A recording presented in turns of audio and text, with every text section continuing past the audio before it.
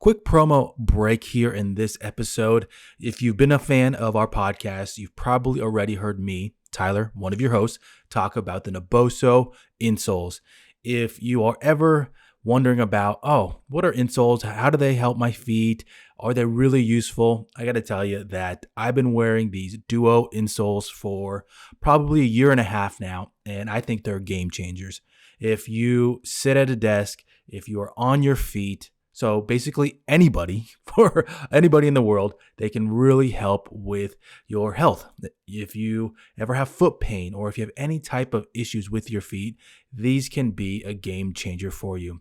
Hopefully, you take my word on it. You head to the link in the description, you buy yourself a pair, and you come back and you share it that, I actually bought those insoles and they actually do work. That'd be something that we'd love to hear, love to see, because that means that you're working on your health. That's it for the promo break. Let's get back to the episode and keep hearing about all the random things that Ron has to say.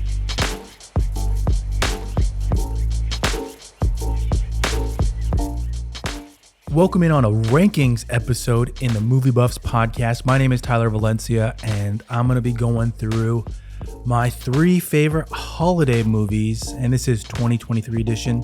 At the time of this recording, it's almost actually the end of January, basically is, and work has been busy.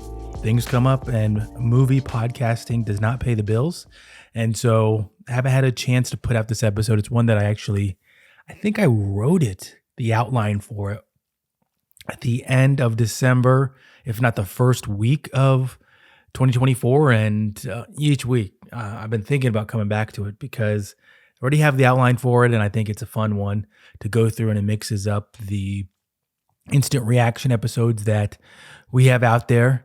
But I do want to say before we get into more of this episode, thank you for listening. There's a lot of movie podcasting options out there, so always appreciate you taking the time to listen to the MovieBuffs Podcast, whether it's on Spotify, Apple Podcasts, or on YouTube. If you are listening on YouTube, make sure you smash that subscribe button, as that is a platform that we are continuing to grow in 2024. Let me give you now some of the caveats of this episode, as I know there's going to be people listening to this and they're going to be expecting, where is Christmas Vacation? Where is Elf? Where is Enter every popular Christmas movie? This is not one of those kinds of episodes. This is actually episodes, and this is why I'm saying that there's so many options for this, but these are holiday movies that are new to me this year. So of course I watch Christmas Vacation already. I watched a bunch of other movies that I watch every single year, basically, because my wife is a fan of holiday movies, and so we watch them. Once that time hits, right after Thanksgiving, boom, time for a Christmas holiday movie. Now, expanding more on the specificity of this episode and in terms of what to expect from some of these movies, I do have to say that just because a movie isn't in this episode, it doesn't mean that I didn't watch it recently or I haven't seen it, because there's also holiday movies that I watched the years prior, and this is only the first year that I'm doing an episode like this. So don't get upset. That's why I'm mostly doing this. Don't get upset. Don't get butthurt if I don't say your favorite Christmas movie. This is more of a what I watched, and hopefully it gives you some ideas for next year. Once that time rolls around and you're looking for something to watch, whether it's with the family, friends, or even on your own, maybe this is give you an idea to throw down on your movies to watch list, and you'll just pop it up once that time comes. So I will also say that I definitely watched some bad movies this last year, and just to name 2, and I actually had this in my worst movie my worst movie of 2023 was Xmas, and oh my goodness, I felt like that was a lesson in how not to make a movie. Just the color correction, you could see people's skin tones changing from one scene to the next one, and it would just be for no reason. It'd just be like, why is this person Oompa Loompa orange when that's not their normal color of skin? And why is everybody so saturated? And then all of a sudden, in the next frame, they're fine. It was just a really poorly made movie, in my opinion, that had money because I feel like it was BuzzFeed that was one of the producers on it. And I believe that's how my wife had heard about it. And she was the one that was pushing to watch it because I'm guessing she kept seeing articles and things that she was reading, and they influenced her, and we had to watch it. Another one that I thought was pretty boring was Candy Cane Lane. It was just too cheesy. And I mean, what is the last good movie that Eddie Murphy made that was enjoyable to watch? Yes, I am interested to see the Beverly Hills Cop content that's coming out. I enjoyed those movies. I actually watched one pretty recently. Just popped it on when I was busy doing something, and just hearing the music, the action, it's just fun. And Candy Cane Lane was far from it, in my opinion. And so in this episode, getting to it, I don't want to make this too long. So I'm going to get to the movies that I'm going to be talking about. And this one, and you can mark these down for whenever you have a chance to bookmark them, or just to make sure that you have them listed. And they're all three on different platforms that you might have them, or you might get them seasonally. So there is The Feast of the Seven Fishes, which is on Netflix, Your Christmas or Mine, which is on Amazon Prime, and The Holdovers. Again, keep in mind, these are not the only holiday movies that I watched. And of course, I watched Planes, Trains, Automobiles. I watched Christmas Vacation. I watched, Noel on Disney Plus. If you haven't seen that one, yes, it's actually pretty good. I'm going to start at the bottom of this, though. And this was actually a big disappointment for me last year. And I know that a lot of people were buzzing about this movie. And just because I have it on my list doesn't mean I think it was fantastic. I just think I was a little disappointed by it. This was The Holdovers. I saw The Holdovers the weekend that it came out in theaters, and I was greatly disappointed. I was actually just sitting there kind of hoping that it was going to end soon. And yes, it's in my top 3 holiday movies, but like I mentioned, I did watch a lot of bad movies. There were plenty more bad movies that I watched, and I had to fill this up with 3 movies. I didn't want to be just 2 favorite holiday movies.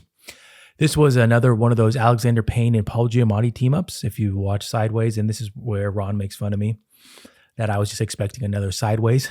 But if you've seen Sideways, it's a cult classic movie, and it's, again, not a movie that's for everybody.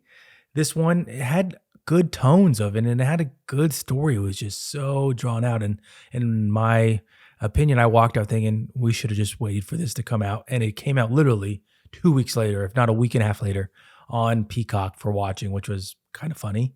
But let me give you the IMDb storyline. Nobody likes teacher Paul Hunnam, that's Giamatti, not his students, not his fellow faculty, not the headmaster, who all find his pomposity and rigidity exasperating. With no family and nowhere to go over Christmas holiday 1970, Paul remains at school to supervise students unable to journey home. After a few days, only one student holdover remains, a troublemaking 15-year-old named Angus, a good student whose bad behavior always threatens to get him expelled. Joining Paul and Angus is head cook Mary, an African-American woman who caters to the sons of privilege and whose own son was recently lost in Vietnam. These 3 different shipwrecked people from an unlikely Christmas family sharing comic misadventures during 2 very snowy weekends in New England. The real journey is how they help one another understand that they are not beholden to their past. They can choose their own futures. Yeah, pretty long. And I would say that this description on IMDb, with it being overly long, is pretty reminiscent of the movie. And it does have elements that will pull at your heartstrings. It'll get you emotionally, but it also has a lot of scenes that I feel like could have been cut out. That was actually one of the conversations that we had driving home from the movie was, if you had to choose some scenes to cut out, which ones would they be? Because it's a 2-hour, 13-minute runtime, and it is a painful 2-hour, 13 minutes, in my opinion. It does not go by quick. There are some scenes that are really drawn out that I don't know if they progress the story. And one of them, and don't get me wrong, I like the head cook, Mary, great character, and you could feel the pain that she was going through. But at some points, I didn't get why her scenes were in the movie. I didn't feel like they really progressed the story. With this description that I just read, It says three very different shipwrecked people, but at no point did I really feel like she was one of the main characters. She wasn't more prominent than the other two. So why would this description have three very different people if they weren't going to build her character up more? And I felt like her scenes kind of felt like an after effect. And that's why I'm saying that her scenes could have been cut out to focus more on the angle that appeared more in the trailers. And I might be being a little harsh there with that breakdown of it, but it was just a painful watch. But it did make my top 3 for holiday movies, which kind of says something about the movies that didn't make the list and were more holiday-ish or funny comedy ones. Number 2 here, and this is one that it was a surprise watch. It was Your Christmas or Mine on Amazon Prime. And I do have to throw out there at the beginning that this one does also have a sequel, which I did watch. So this is the 2022 release that made my list. It stars Asa Butterfield and Cora Kirk. If you watch Sex Education on Netflix or what was that, Ender's Game, that is who that main character is. Let me give you the storyline here. It's Christmas Eve after waving goodbye in Marylebone Station. I'm not good with British cities, so hopefully I didn't butcher that too bad. New lovers Haley and James can't bear to be apart for Christmas, so both decide to surprise each other and unwittingly swap trains by mistake. The snow begins to fall, and with it they realize they are trapped with each other's family for the whole of Christmas. Will their love survive? There we go. As their secrets get unwrapped. It sounds cheesy, and when you watch the trailer, it's pretty cheesy, but I thought it was decent. It was a decent watch for the holiday season, and I think you'll be okay. This wasn't actually that bad. It was a well-made movie for the material. I gotta say, it's not one that's gonna be nominated or anything like that, but it's watchable and it's fun enough to sit down for whatever the runtime is. I didn't put that down for it. And I would also say it is rewatchable. I think that's a characteristic that does include into these rankings. Would I rewatch the Holdovers? It hasn't crossed my mind. This one, Your Christmas or Mine, it is watchable enough that I would put it on my list for 2024. With some elements of it too, it does kind of give you that young love and learning more about your significant other. As it talks about it, they basically miss each other. They both have the same idea to go to each other's house and surprise their significant other on this holiday season and spend it with their families. It gives you those young love vibes, and you don't know everything about their past. There's a lot of those elements in it, and you want to, of course, make this person happy. And those are things that you do when you're young, you're in love, when you're dumb, and you make these decisions that sometimes come back to bite you in the butt. And that's what happened in this one. But it is worth the watch, and hopefully you do put this one on your list to come back and tell me. Now, number 1, by process of elimination here, and this is one that I honestly don't know why I like this movie, and it's one that I think my wife mentioned I probably like it because it does have some Sideways vibes in it, and I'm not trying to make this rankings about Sideways at all, but it did have a little bit those pieces. So Feast of the Seven Fishes, it's on Netflix. And I remember actually when it was featured, it was like one of those featured movies that automatically plays when you open up Netflix. And I was like, okay, interesting. And then around the same time that it was featured on Netflix, we watched a Feast of the Seven Fishes showdown on Beat Bobby Flay. If you don't watch Beat Bobby Flay, Bobby Flay beats everybody. But it was kind of a coincidental thing. Then right after that, we're like, okay, let's make our own Feast of Seven Fishes. And we actually had a Feast of the Three Fishes. And Ron made fun of me because none of them were fish. But I think that's not part of the point of it. But this stars, and I'm going to butcher some of these. I already know it. Skylar Gisondo. He's from Righteous Gemstones, if you remember that. Madison Eisman from Jumanji. And the IMDb storyline here. So December 23rd, 1983. Just days before Christmas, the Olivero family readies their Feast of the Seven Fishes, an Italian tradition stretching back to the old country of Italy. Amidst the preparations, Tony Olivero, a young man with dreams and a bigger heart, wonders if he'll ever find love this Christmas season or spend it alone with his loud and loving family. Great grandma Noni, Grandpa Johnny, great uncles Frankie and Carmine, his parents, his brother, and a host of friends. When Sarah, the girlfriend of his best friend Angelo, introduces Tony to Beth, it looks like Tony's holiday experience might take a turn for the better. That is unless Noni thinks Beth isn't good enough for her great-grandson and Beth's Ivy League suitor doesn't steal her heart first. Come on inside where it's warm and smell the cooking of fresh permeate the air, of fish permeate the air, there we go, and let's have a visit. Interesting way to finish out that storyline there. Now, around the same time that we watched this, we actually watched one of the worst movies, and I didn't have it in my holiday worst movies because it wasn't a holiday movie, but it was Little Italy. Oh my goodness. We honestly got duped by that one. My wife thought it was going to be leaving Amazon Prime when really it's just going on to Freevee. So basically the same thing, but with ads. And in Little Italy, this other movie, there was nobody Italian in it. They had freaking Darth Vader, Hayden Christensen, playing an Italian person when there's no way I'm believing that. And I feel like in that movie, Little Italy, there was like 2 Italian people. Yet everybody was trying to act like they were Italian. Like they had the grandma or the aunt from It's My Big Fat Greek Wedding. I don't know how I forgot that, but they have the aunt from that movie playing an Italian. And when I looked it up, she's actually, was she Lebanese?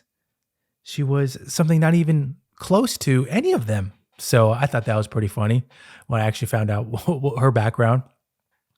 Now in this, getting back to the Feast of Seven Fishes, I think it was when we talk about core memories or even experiential that I, at the time, was planning on making a Feast of the Seven Fishes, and we were excited about it, planning for it, then watching the movie, watching Beat by Flay, all these things coming together that it just made me enjoy it. It kind of has one of those feelings that like, okay, yeah. And I like the aspects of it where I'm sure people listening to this know or have these types of experiences, that there's that one family that maybe they are Italian, maybe they are Greek, maybe they are Lebanese, maybe they're Jewish, maybe they're Chinese, whatever that might be in your community, that they have everybody over to try their food.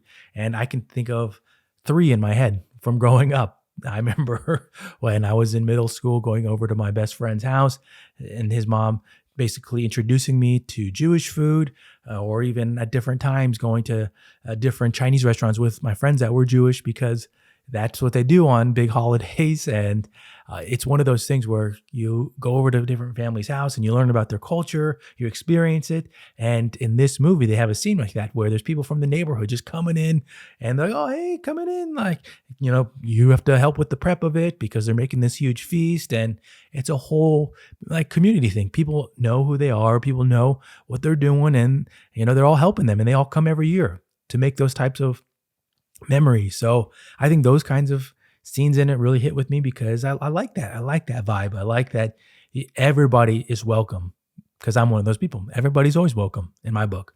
So this movie, I hope you consider it for next holiday season at the end of this year, where I know we're just kicking off January, but hopefully it makes your list, because it is not the most serious movie, but it's fun and it's quick too. I think it's I don't want to say it's 90 minutes, but it's a rather quick movie. It doesn't go on forever, and it's not a serious one.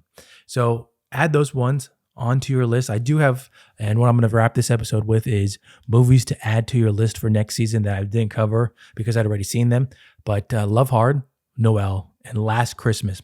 Add those 3, and we'll see.